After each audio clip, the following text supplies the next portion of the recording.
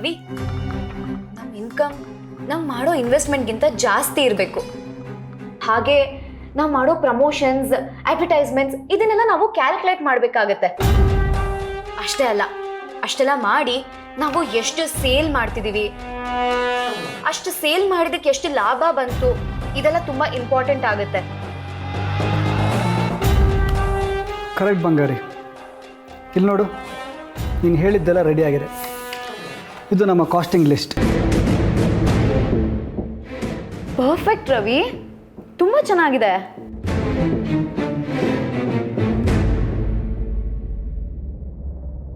ಅಂದ್ಹಾಗೆ ನಾನು ಖುಷಿನ ಮಿಸ್ ಮಾಡ್ಕೋತಿದ್ದೀನಿ. ಅವಳನ್ನ ನೋಡಬೇಕು ಅನ್ನಿಸ್ತದೆ. ಭಾವನಾ ಮನೆಗೆ ಹೋಗಿ ನೋಡ್ಕೊಂಡು ಬರೋಣವಾ? ಏನು ಬಂಗಾರಿ, ಅವ್ರ ಮನೆಗೆ ಹೋಗೋದಾ? ಈಗ ಆಗಿದ್ದು ಸಾಕಾಗಲ್ವಾ? ಅಲ್ಲಿ ಹೋಗಿ ಅವ್ರ ಮುಖ ನೋಡಿ ಅವ್ರು ಹೇಳಿದ್ದೆಲ್ಲ ಅನಿಸ್ಕೊಂಡು ಇದೆಲ್ಲ ಬೇಕಾ ಬಂಗಾರಿ? ಹೀಗಂದ್ರೆ ಹೇಗೆ ರವಿ? ನಾನು ಹೋಗಿ ಅವಳನ್ನ ಪದೇ ಪದೇ ನೋಡಿದ್ರೆ ತಾನೆ ನಾನು ಅವಳ ಅತ್ತೆ ಅನ್ನೋದಾದ್ರೂ ಅವಳಿಗೆ ನೆನಪಿರುತ್ತೆ. ಇಲ್ದೆ ಹೋದ್ರೆ ಅವಳೆಲ್ಲ ಕಂಪ್ಲೀಟ್ ಆಗಿ ಮರ್ತೇ ಹೋಗ್ತಾಳೆ ರವಿ. ನೋಡು, ಖುಷಿಗೆ 18 ವರ್ಷ ಆಗೋವರೆಗೂ ಮಾತ್ರ ಅವಳು ಭಾವನಾ ಜೊತೆ ಇರ್ತಾಳೆ. ಆಮೇಲೆ ಅವಳು ನನ್ನ ಜೊತೆ ತಾನೇ ಇರಬೇಕು. ನಾನು ಅವಳನ್ನ ಹೋಗಿ ಮಾತಾಡ್ಸದೆ ಹೋದ್ರೆ ಅವಳು ಭಾವನಾನೇ ತನ್ನ ನಿಜವಾದ ಅಮ್ಮ ಅಂತ ಅನ್ಕೊಂಡ್ಬಿಡ್ತಾಳೆ. ನಾನೇನ್ ಮಾಡ್ಲಿ ರವಿ? ನೋಡು, ಎಷ್ಟೇ ಆದ್ರೂ ಖುಷಿ ನನ್ನ ಅಣ್ಣನ ಮಗಳು. ನನಗೆ ಯಾವಾಗ ಬೇಕೋ ನಾನು ಹೋಗಿ ಅವಳನ್ನ ನೋಡ್ಕೊಂಡು ಬಂದೇ ಬರ್ತೀನಿ.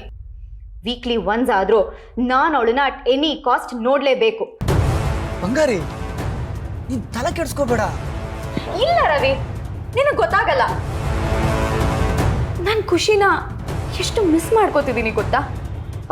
ಅಷ್ಟಕ್ಕೂ ನನಗೂ ಅವಳಿಗೂ ಯಾವುದೇ ಸಂಬಂಧ ಇಲ್ಲ ಅಂತ ನಾನು ಯಾವ ಪೇಪರ್ಸ್ ಮೇಲೂ ಬರೆದು ಸೈನ್ ಮಾಡಿಲ್ಲ ಅಲ್ವಾ? ನೋಡು, ನಾವು ಫೈಟ್ ಮಾಡಿ ಆದ್ರೂ ಪ್ರತಿ ಸಲ ಹೋಗಿ ಖುಷಿನ ನೋಡ್ಕೊಂಡು ಬರಲೇಬೇಕು. ಬಂಗಾರಿ, ಕೂಲ್ ಕೂಲ್. ನೋಡು, ನೀನು ಜಾಸ್ತಿ ಟೆನ್ಷನ್ ತಗೋಬೇಡ. ಹೆಲ್ತ್ಗೆ ಒಳ್ಳೇದಲ್ಲ. ನೀನು ಹೋಗಿ ರೆಸ್ಟ್ ಮಾಡು, ಹೋಗು.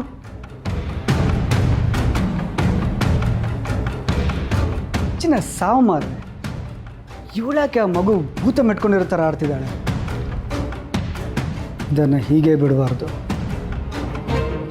ಈ ಪ್ರೀತಿ ಬೆಳೆದು ಹೆಮ್ಮರಾಗೋ ಮೊದಲು ಮೊಳಕೆಯಲ್ಲಿ ಚೂಟ್ ಹಾಕ್ಬಿಡ್ಬೇಕು.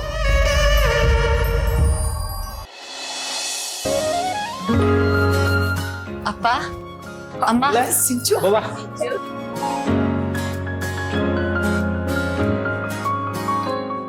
ಹೇಗಿದ್ಯಪ್ಪ?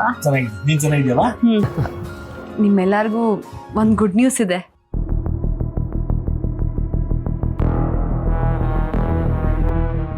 ಏನು ಅದು? ಹರಿ ಹೊಸ ಬಿಸ್ನೆಸ್ ಸ್ಟಾರ್ಟ್ ಮಾಡ್ತಿದ್ದಾರೆ.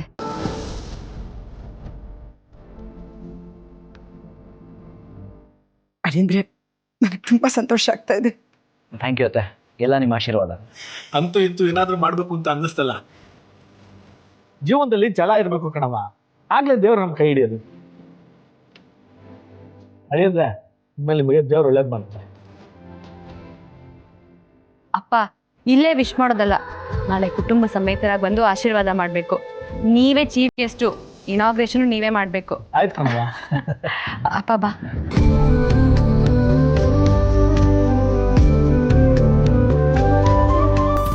ಆಶೀರ್ವಾದ.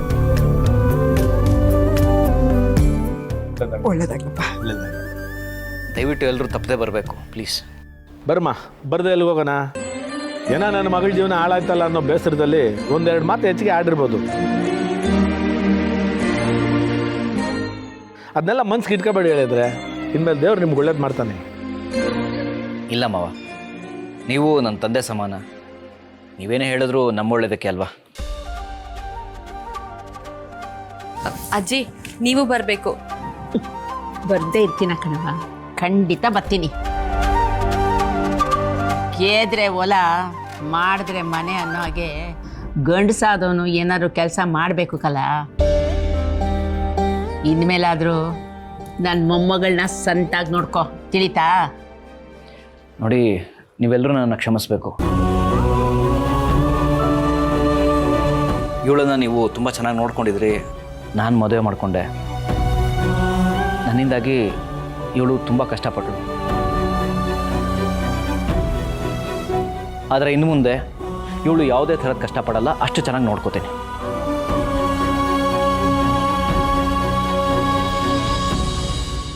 ಅಳಿಯಂದ್ರೆ ನಮ್ಮ ಟೈಮ್ ಸರಿ ಇಲ್ಲ ಅಂದರೆ ನಾವು ಏನು ಮಾಡಿದ್ರು ನಮ್ಮ ಕೈಗೆಟ್ಕಲ್ಲ.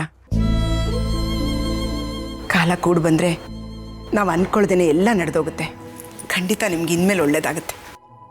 Thank you.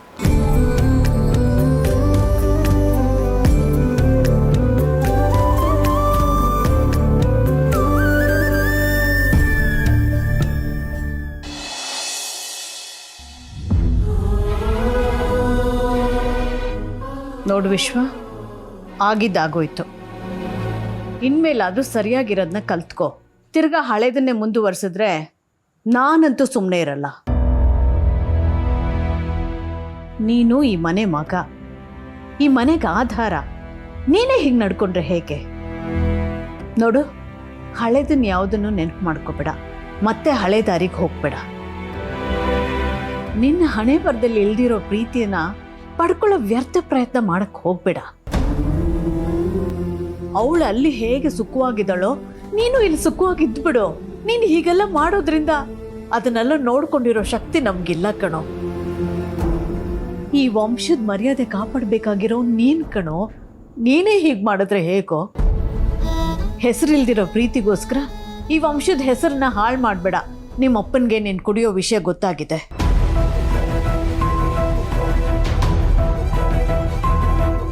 ಮತ್ತೆ ನೀನು ಅದನ್ನೇ ಮುಂದುವರ್ಸಿದ್ರೆ ಅವರಂತೂ ಸುಮ್ಮನೆ ಇರಲ್ಲ. ಹುಷಾರಾಗಿರು. ನಿಮ್ಮತ್ತೆ ಈ ವಂಶದ ಮರ್ಯಾದೆ ತೆಗೆದ್ರು ಅಂತ ಇವತ್ತಿನವರೆಗೂ ಅವ್ರ ಹೆಸರು ಹೇಳೋದಕ್ಕೆ ನಿಮ್ಮಪ್ಪ ಇಷ್ಟಪಡಲ್ಲ. ನೀನು ಹಾಗೆ ಮಾಡಿದ್ರೆ ನಮಗೊಬ್ಬ ಮಗ ಇದ್ದಾನೆ ಅನ್ನೋದನ್ನೇ ಅವ್ರು ಮರ್ತು ಬಿಡ್ತಾರೆ. ದಯವಿಟ್ಟು ಅರ್ಥ ಮಾಡ್ಕೊ. ನನ್ನ ಮಾತು ಕೇಳು, ಅರ್ಥ ಮಾಡ್ಕೊ. ಇದನ್ನೆಲ್ಲ ಬಿಟ್ಬಿಡು. ಇನ್ಮೇಲೆ ಹೀಗೆಲ್ಲ ಮಾಡಲ್ಲ ಅಮ್ಮ. ನಿಮ್ಗೆ ಯಾರಿಗೂ ನೋವು ಕೊಡಲ್ಲ. ಸರಿ, ಹಾಲು ಕುಡಿ. ನೀನು ಚೆನ್ನಾಗಿ ರೆಸ್ಟ್ ತಗೋಬೇಕು ಅಂತ ಡಾಕ್ಟ್ರು ಹೇಳಿದ್ದಾರೆ. ಹಾಗೆ ದೇವ್ರ ಪ್ರಾರ್ಥನೆ ಮಾಡ್ಕೊಂಡು ಮಲ್ಕೋ. ಚೆನ್ನಾಗಿ ನಿದ್ದೆ ಬರುತ್ತೆ. ಮಲ್ಕೊಪ್ಪ. ಗುಡ್ ನೈಟ್ ಅಮ್ಮ.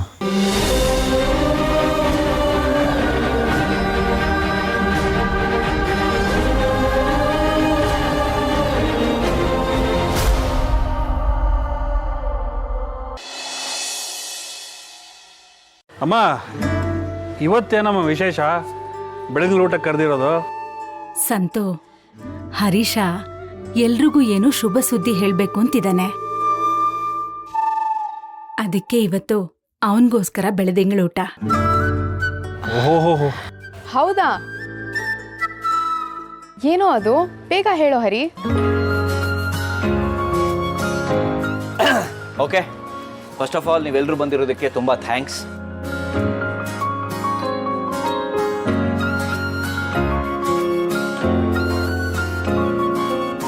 ವಿಷಯ ಏನಪ್ಪ ಅಂತಂದರೆ,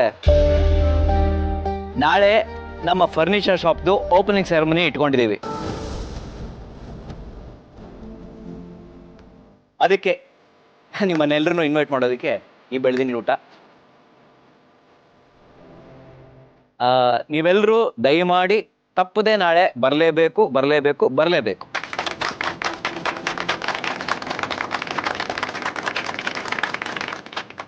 ಪರವಾಗಿಲ್ಲ ಕಣ, ಜೀವನದಲ್ಲಿ ಉದ್ಧಾರ ಆಗೋ ಕೆಲಸ ಮಾಡ್ತಿದ್ಯಾ.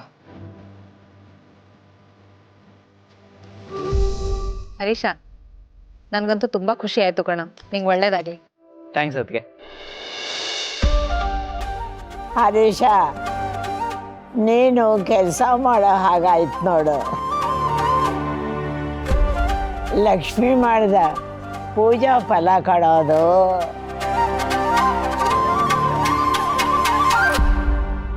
ಥ್ಯಾಂಕ್ಸ್ ಅಜ್ಜಿ.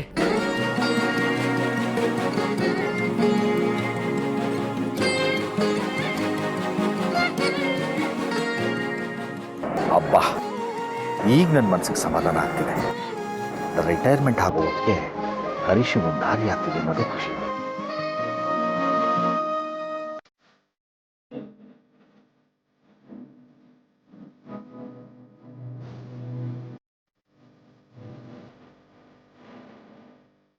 ಹರೀಶ, ಇಷ್ಟು ವರ್ಷ ಆದ್ಮೇಲೆ ನಿನಗೆ ಜೀವನದಲ್ಲಿ ಏನಾದರೂ ಮಾಡಬೇಕು, ಸಾಧಿಸ್ಬೇಕು ಅಂತ ನಿನ್ ಮನ್ಸಿಗೆ ಬಂತಲ್ಲಪ್ಪ, ಅಷ್ಟು ಸಾಕು ಕಣ.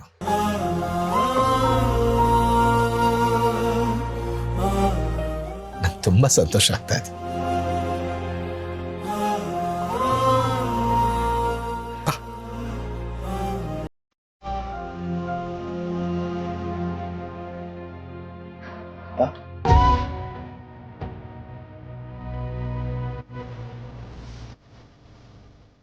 ಒಳ್ಳೇದಾಗ್ಲಪ್ಪ, ಒಳ್ಳೇದಾಗ್ಲಿ.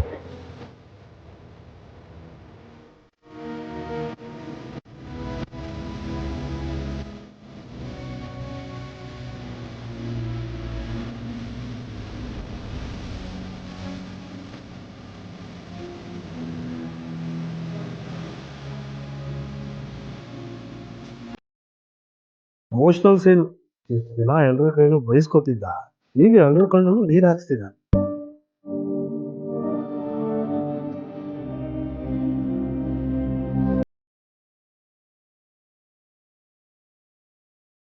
ಹರೀಶ, ಮಾಡೋ ಕೆಲಸದಲ್ಲಿ ಶ್ರದ್ಧೆ ಇರಲಿ. ಇದು ನಿನ್ ಬದುಕಿನ ಪ್ರಶ್ನೆ. ಇದ್ರಲ್ಲಿ ನೀನ್ ಗೆಲ್ಲೇಬೇಕು. ಅತ್ತೆ, ಮಾವ, ನೀವಿಬ್ರು ಆಶೀರ್ವಾದ ಇದ್ರೆ ಖಂಡಿತವಾಗ್ಲೂ ಹರಿ ಗೆದ್ದೇ ಗೆಲ್ತಾರೆ. ನೋಡಿ, ನಾಳೆ ಯಾರು ಮಿಸ್ ಮಾಡಬಾರ್ದು. ಎಲ್ರೂ ಬಂದು ಆಶೀರ್ವಾದ ಮಾಡಬೇಕು.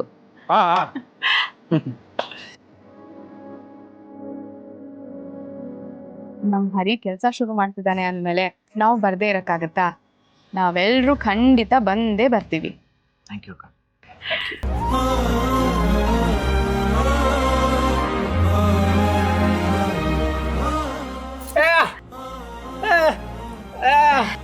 ಓ, ನೀನು ಬರಬೇಕು. Thank you. ನೋಡಿ, ಬರೀ ಬಾಯಿ ಮಾತಿ ಕರಿತಾ ಇದೀನಿ ಅಂತ ದಯವಿಟ್ಟು ಅಂದ್ಕೋಬೇಡಿ. ಇನ್ವಿಟೇಷನ್ ಕೊಟ್ಟೆ ಕರಿತಾ ಇದೀನಿ. ಅಪ್ಪ, ಅಮ್ಮ, ಆಶೀರ್ವಾದ ಮಾಡಿ. ಒಳ್ಳೇದಾಗ್ಲಪ್ಪ, ಒಳ್ಳೇದಾಗ್ಲಮ್ಮ.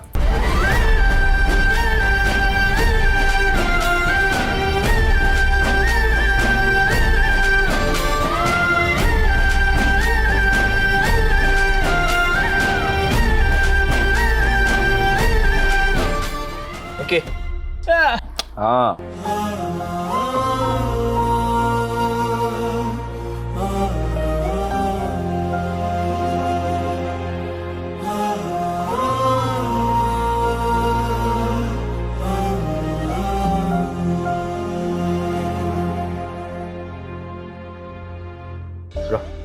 ಅದಕ್ಕೆ ಬರಲೇಬೇಕು.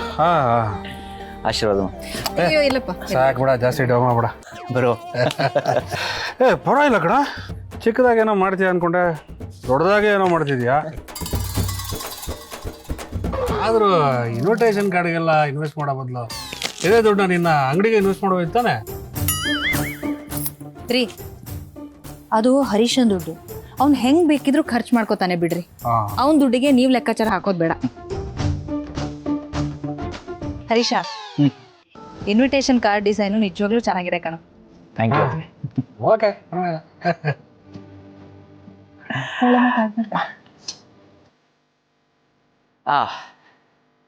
ನೋಡ್ತಾ ಇರಿ, ಈ ಬಿಸ್ನೆಸ್ಸು ಸಕ್ಸಸ್ ಆಗೇ ಆಗತ್ತೆ.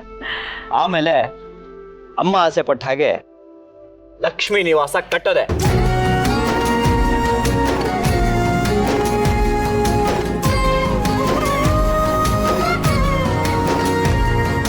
ಲಕ್ಷ್ಮೀ ನಿವಾಸ, ಲಕ್ಷ್ಮೀ ನಿವಾಸ. ಬಾ, ಹೊಟ್ಟೆ ಹಸ್ತಾ ಇದೆ, ಕೈ ತುತ್ತು ಹಾಕ್ತೀಯ?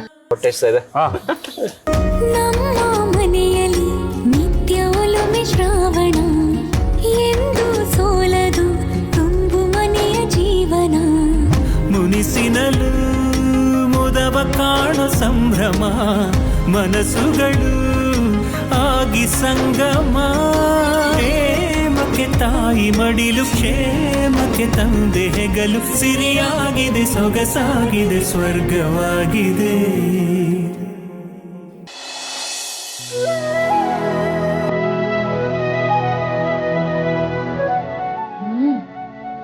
ಅಲ್ಲ ರೀ, ಏನು ಬರಲ್ಲ ಅಂತ ಎಷ್ಟು ಚೆನ್ನಾಗಿ ಅಡುಗೆ ಮಾಡಿದ್ದೀರಾ ನೀವು. ಇದನ್ನೆಲ್ಲ ನಾನು ನನ್ನ ದೇವತೆಗೋಸ್ಕರ ತಾನೇ ಮಾಡ್ತಿರೋದು. ಮೂರು ದಿನ ಅದೇ ತಿಂದು ಬೇಜಾರಾಗಿರುತ್ತೆ. ಅದಕ್ಕೆ ದಿನ ಒಂದೊಂದು ಹೊಸ ಕಲಿತಾ ಇದ್ದೀನಿ. ನೀವು ಮಾತ್ರ ಎಲ್ಲ ಕಲ್ತ್ರೆ ಸಾಕಾ? ನಾನು ಮಾತ್ರ ಏನು ಮಾಡಬಾರ್ದಾ? ನಿಮಗೂ ಕಲಿಯಕ್ಕೆ ಸಮಯ ಬರುತ್ತೆ, ಹಾಗೆ ಮಾಡೋರಂತೆ. ಊಟ ಮಾಡಿ.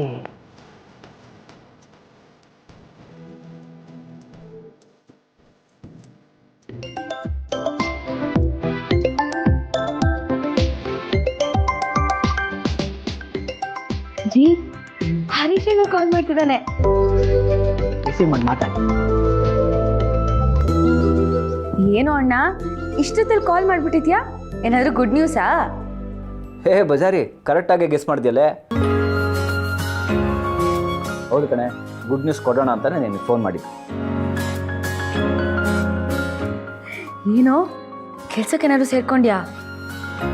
ಜಾನು, ನಿಮ್ಮ ಅಣ್ಣ ಕೆಲ್ಸಕ್ಕೆ ಹೋಗೋದಿದ್ರೆ ಇಷ್ಟು ದಿನ ಯಾಕೆ ಕಾಯ್ಬೇಕಾಗಿತ್ತು? ಸ್ವಂತವಾಗಿ ಏನಾದ್ರು ಶುರು ಮಾಡ್ಬೇಕು ಅಂತ ತಾನೆ ಇಷ್ಟೆಲ್ಲ ಸಾಹಸ ಪಡ್ತಿರೋದು. ಕೊನೆಗೂ ಆ ದಿನ ಬಂದೇ ಬಿಡ್ತು ಜಾನ. ನಾಳೆ ನಿಮ್ಮ ಅಣ್ಣ ಸ್ವಂತವಾಗಿ ಬಿಸ್ನೆಸ್ ಸ್ಟಾರ್ಟ್ ಮಾಡ್ತಿದ್ದಾರೆ. ಹೌದಾ ಅಣ್ಣ?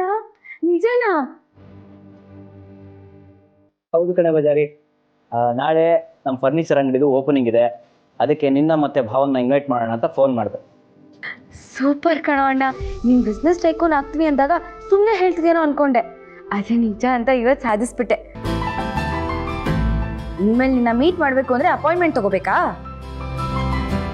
ಓವರಾಗಿ ಆಡ್ಬೇಡ, ಅದೆಲ್ಲ ಸೀನ್ ಇಲ್ಲ. ನೀನು ಯಾವಾಗ ಬೇಕಾದರೂ ನನ್ನ ಮೀಟ್ ಮಾಡಬಹುದು. ಓಕೆ, ಭಾವನ್ ಕೊಡು, ಅವ್ರನ್ನ ಇನ್ವೈಟ್ ಮಾಡ್ತೀನಿ.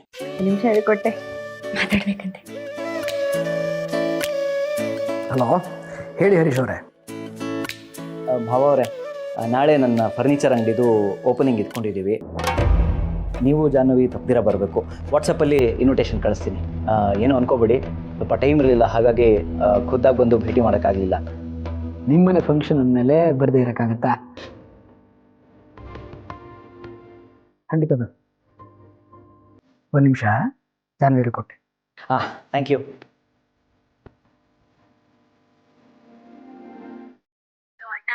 ಬರೀ ಟೇಪ್ ಕಟಿಂಗ್ ಅಲ್ಲಿ ಎಲ್ಲ ಮುಗಿಸ್ಬಿಡ್ಬೇಡ ಕಣೋ, ಪಾರ್ಟಿನೂ ಕೊಡಿಸ್ಬೇಕು. ನಿನಗಂದ್ರೆ ಇನ್ಯಾರಿಗೆ ಪಾರ್ಟಿ ಕೊಡಿಸ್ಲಿ? ಬಜಾರಿ, ನಾಳೆ ಫಸ್ಟು ಫಂಕ್ಷನಿಗೆ ಬಾ, ಆಮೇಲೆ ಪಾರ್ಟಿ. ಓಕೆನಾ? ಸರಿ ಕಣೋ, ಬರ್ತೀವಿ. Good night. Okay, good night. Bye ಜಾನು.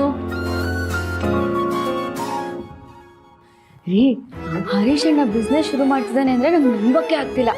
ಅವ್ನು ಮೊದಲಿಂದನೂ ಟ್ಯಾಲೆಂಟೆಡ್ಡೆ, ಆದರೆ ಸರಿಯಾದ ಅವಕಾಶ ಸಿಕ್ಕಿರಲಿಲ್ಲ ಅಷ್ಟೇ.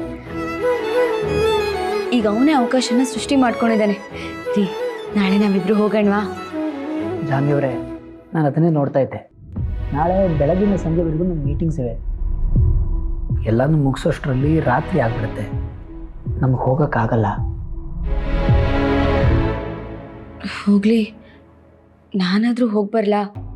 ಹೇಗೂ ಎಕ್ಸಾಮ್ಸ್ ಮುಗ್ದಿದೆ ಅಲ್ವಾ, ಪೂಜೆಗೂ ಹೋದಾಗುತ್ತೆ, ಅಪ್ಪ ಅಮ್ಮನೂ ಮಾತಾಡ್ಸ್ದಾಗುತ್ತೆ. ಅಲ್ಲ, ಅವರು ನಮ್ಮಿಬ್ಬರೂ ಇನ್ವೈಟ್ ಮಾಡಿದಾರಲ್ವಾ? ಹಾಂ, ನೀವು ಒಬ್ಬರೇ ಹೋದರೆ ಅವ್ರು ನನ್ನ ಬಗ್ಗೆ ತಪ್ಪು ತಿಳ್ಕೊಳಲ್ವಾ? ಹೋದರೆ ಇಬ್ಬರು ಹೋಗಬೇಕು. ಅಲ್ಲ, ಅಷ್ಟು ಪ್ರೀತಿಯಿಂದ ಕರ್ತಿದ್ದಾರೆ, ಹೋಗ್ತಿದ್ರೆ ಬೇಜಾರು ಮಾಡ್ಕೋತಾರೆ. ನನಗೆ ಅದು ಅರ್ಥ ಆಗುತ್ತೆ ಚಿನ್ನಮರಿ. ಆದರೆ ಸರಿ, ಒಂದು ಕೆಲಸ ಮಾಡೋಣ. ನಾನು ನಾಳೆ ಫ್ರೀ ಮಾಡ್ಕೋತೀನಿ. ನಾವು ಹೋಗಿ ಅವರಿಬ್ರಿಗೂ ಸಾರಿ ಕೇಳಿ ಕಂಗ್ರ್ಯಾಚುಲೇಷನ್ಸ್ ಹೇಳಿ ಬರೋಣ. ಓಕೆ?